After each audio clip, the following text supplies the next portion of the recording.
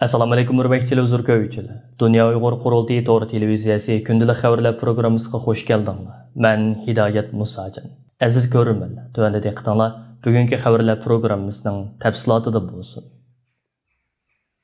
Bu yıl 11 ayının 13 günüdən 14 günügacha Çexiyaning poytaxti Pragda o'tkaziladigan 7-ci növbətlik Dunya Uyghur Qurultiyining har qaysi rəhbərlik orqanlarına namzatlıq iltimosi qabul qilish xizmatlari 10 ayının 10 günü tamamlandı. 7-ci növbətlik Dunya Uyghur Qurultiyi tayyorlik komitetining bugun stansimizga bildirishicha, 7-ci növbətlik Dunya Uyghur Qurultiyining rəhbərlik orqaniga 60dan ortiq rasmiy vakil o'zini namzatlikqa ko'rsatgan bo'lib, bu hozirga qadar chaqirilgan qurultaylar ichida o'zini rəhbərlikka namzat ko'rsatganlarning soni eng ko'p bo'lgan qurultay hisoblanadi. Qurultay tayyorlik komiteti namzatlar komissiyasining mas'uli Samet Abla apandimning bildirishicha, bu navbatda qurultayning rahbarligiga namzat ko'rsatganlarning xeyli ko'p qismi yoshlar va xonim qizlarimizdan tarkib topgan bo'lib, bularning ichida xalqaro munosabat, xalqaro qonun, diplomatiya va boshqa sohalarda yetishib chiqqan va ko'p xil til iqtidoriga ega namzatlarimiz bor. Dunya Uyg'ur Qurultiyining navbatdagi raisi, Germaniya vakili Dolqun Aysa apandi bilan qurultayning navbatdagi ijroiya komiteti raisi, Amerika vakili Ömer Qanat apandilar o'zlarini 7-ci navbatlik Dunya Uyg'ur Qurultiyining raisligiga namzat ko'rsatganligini bildirdi.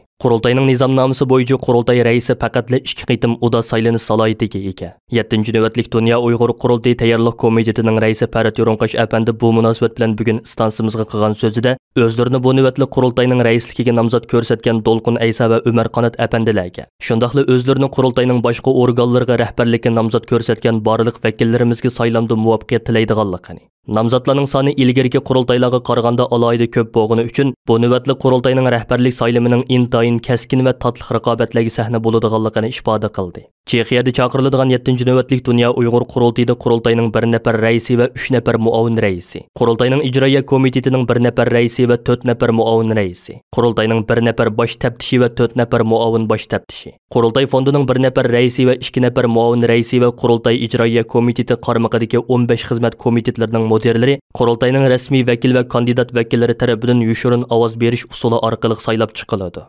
Dunya Uyg'ur Qurultiyining alohida maslahatchilari, bayonotchilari, kotibi, arxiv bo'limi mudiri, rayonlar va sohalar bo'yicha alohida vakillar, shundaqla qurultayning har qaysi davlatlardagi maxsus ishxonalarining mudirlari qurultayning xizmat ehtiyojiga qarab qurultay raisi tomonidan vakillar ichi va sirtidan vazifaga taklif qilinadi va ijroiya komitetining tasdiqiga sunadi.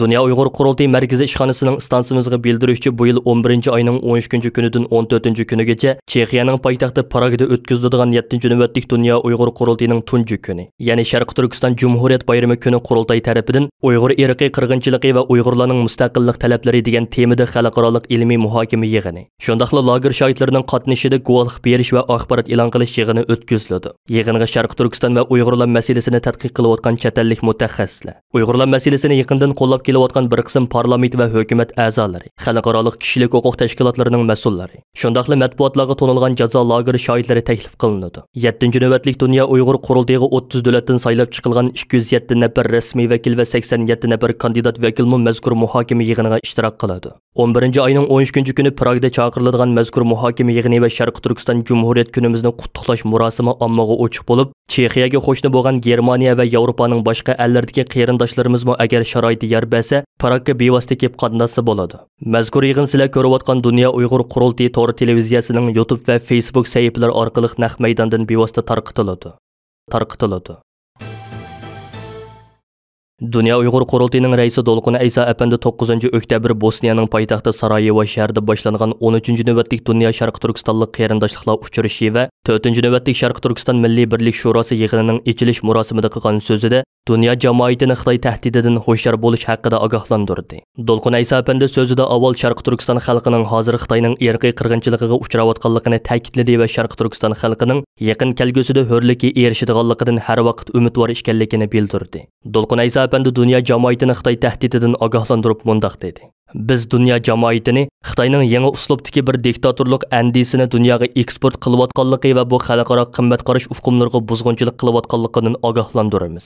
Bir turkum Xitoy diktatorlari qayta kishilik huquq hukmi va xalqaro qoida tuzumga buzg'unchilik qilishga urinyotadi. Xalqaro jamiyat bu tajovuzchilik qilmishni ayiblashi, oxirlashtirishi va bu irqiy qirg'inchilikning oldini olishi kerak. Bu yig'inni bosh shtabi Turkiyadagi Sharq Turkiston Ma'rif va hamkorlik jamiyati uyushtirgan bo'lib, yig'inga dunyoning har qaysi joylaridan kelgan tashkilot rahbarlari, diniy olimlar, ziyolilar, tadqiqotchilar va faoliyatchilar bo'lib 120 atrofida kishi qatnashdi. Dunya Uyg'ur Qurultiyining muavin raisi doktor Erkin Akram, Qurultayning bosh taftishi Abdulhakim Idris, Qurultay tarkibidagi Uyg'ur harakati tashkilotining raisi Roshan Abbas, Markazi Istanbuldagi Dunya Uyg'ur Qurultiyi vaqfining raisi Abdurashid Abdulhamid qatorliqlarni alayda taklif bilan Dolqin Aysa apandimga hamroh bo'lib bu qitimga yig'inga ishtirok qildi. Yig'inning ichilish marosimida so'z qilgan Xalqaro Sharq Turkiston Tashkilotlar birligining raisi Hidoyatulloh O'g'uzxon Uyg'urlarni qo'llagan Bosniya hukumati va xalqiga rahmat aytadiganligini ifodaladi va dunyo jamoatini Uyg'ur xalqi uchun harakatga o'tishga chaqirdi. U mundaq dedi: Biz xalqarалық organ va tashkilotlarni va dunyo jamoatini Sharq Turkiston xalqining mavjudlik ko'rishini qo'llashga va Sharq Turkiston xalqining erkin va mustaqil davlat qurish huquqini e'tirof qilishga chaqiramiz. Yevropa Sharq Turkiston birligining o'rinlashtirishi bilan matbuotlarga to'nilgan jasur lager shoirlarimizdan Gollandiyadagi Qalbinur Sidiq xonim bilan Fransiyadagi Gulbahor Xotivoji xonim ikkisi 11 oyning 6 kunidan 11 oyning 21 kuniga qadar Germaniyaning Myunxen, Augsburg, Rosenburg, Würzburg, Frankfurt, Göttingen, Leipzig, Berlin, Hannover, Karlsruhe shaharlarida va Chexiyaning poytaxti Pragda mustabid kommunist Xitoy hokimiyatining Sharq Turkistonda ta'sis qilgan jazo lagerlari va lagerlarda jarayon qilgan ichinishlik tragediyalar haqida guvohlik berish va axborot e'lon qilish faoliyatlariga qatnashadi. Yevropa Sharq Turkiston birligining raisi va Dunya Uyg'ur Qurultiyining Yevropadagi xizmatlarga mas'ul alayda vakili Asqarjon apandining bevosita yetakchiligi va riyosatchiligida jami 15 kun davom qiladigan mazkur faoliyat 11 oyning 6 kuni Germaniyaning Myunxen shahrida rasmiy boshlanadi. Yevropa Sharq Turkiston birligining o'rinlashtirishi bilan ilib beriladigan maraton shaklidagi mazkur faoliyatga Germaniyadagi siyosiy partiyalar, kishilik huquq tashkilotlari, yerlik o'quvchilar uyushmalari, universitetlar va Germaniya matbuotlari yaqindan moslashib beradi. Belgiya Uyg'ur jamiyati va Belgiyadagi insoniy adolat tashkilotining birlikda uyushtirish bilan 9-oktyabr Belgiya poytaxti Brusseldagi markaziy poyezd stansiyasining oldida mustabid Xitoy hokimiyatining Sharq Turkistonda ta'sis qilgan jazo lagerlarida o'lib ketayotgan va og'ir azob uqubat chekayotgan lager qurbonlarini eslab namoyish o'tkazildi. Mazkur namoyishda Sharq Turkistonning ko'k bayrog'i rangdagi balonlarni osmonga qo'yib berish orqali Xitoyning jazo lagerlarida qiyin qistoqlarga uchrayotgan, gunohsiz tutib ketilgan, izdiraksiz o'lib ketayotgan hamda chidag'usiz kunlarni boshdan kechirayotgan lager qurbonlari xotirlandi. Bu namoyishga Belgiyadagi kishilik huquq faoliyatchilari, yerlik yoshlar tashkiloti mas'ullari, shundaqli yerlik o'quvchilar bilan birlikda 70 atrofida kishi qatnashdi. Belgiya Uyg'ur jamiyatining raisi Abdullah Imarov namoyish jarayonida qilgan so'zida xalqaro jamoatchilikni Xitoyning jazo lagerlarida begunoh holda qiyin qistoqqa uchrayotgan millionlagan Sharq Turkistonliklarni qutqizib qilish va Xitoyning Uyg'urlar ustidan yurgizayotgan irqiy qirg'inchiligini to'sib qilish uchun jiddiy harakatga o'tishga chaqirdi.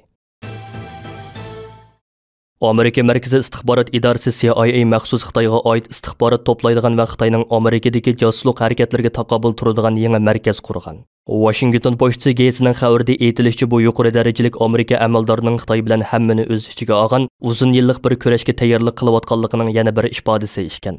Markaziy istixborot idorasining boshlig'i William Burns 6-oktyabr kuni Markaziy istixborot idorasi xodimlariga qilgan so'zida, bu markaz bizning 21-asrda duch kelgan Xitoy hukumatidagi dushmanlikka kun sari eshiyotgan eng muhim geosiyosiy tahdidga qarata kollektiv xizmatimizni texmo kuchaytirish tirishchanligidir deb ko'rsatgan. Washington Postasining qayd qilishicha, yuqori darajalik bir markaziy istixborot idorasi amaldori Xitoyga qarshi turish harakatining ko'lamini Sovet ittifoqiga qarshi sovuq munosabatlar urushiga selishtirib, biroq Xitoyning Amerika va dunyo bilan zich bog'lanishlik iqtisodiy ko'lami tufayli texmo qo'rqinchli va murakkab raqib ekanligini aytgan. Yuqorqi amaldor yana markaziy istixborot idorasining Sovetga qarshi turganda qig'inidek dunyodagi har qaysi davlatlarda texmo ko'p xodim, tilshunos, texnik va mutaxassis o'rinlashtirib, Xitoyga qarshi istixborot to'playdiganligini bildirgan.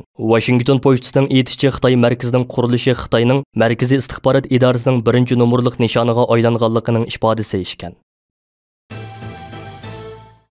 Germaniya Dolqinlar radiosuning xabarida bayon qilinishicha, 1936-yili poytaxt Berlin atrofida natsistlar tomonidan qurilgan Sachsenhausen jazo lagerida 1942-yildan 1945-yilgacha qorovul bo'lib xizmat qilgan. Hozir 100 yoshdan hal qilgan bir 7-oktyabr sotqa tortilib, Germaniyada zo'r g'ulg'ula qo'zg'agan. Taftish organlarining sotda oshkorlagan ma'lumotlarga asoslanganda ismi oshkorlanmagan 100 yoshlik bu javobgar Sachsenhausen jazo lagerida qorovul bo'lib xizmat qilish jarayonida jami 3518 odamning qaslab o'ldirilishiga bilib va bilmay yordam qilgan. Delo becirgüçiler bu vaqtdagi ma'lumotlarni Moskva davlatlik harbiy arxivlar muzeyidan tekshirib topgan. Aniqlashlar davomida javobgarning haqiqatan bu jinoyatlarga sherik bo'lganligi isbotlangandan keyin, ondan bu deloni taftish organlariga topshirgan. Noyropin yerlik sud mahkamasi sudga tatgan.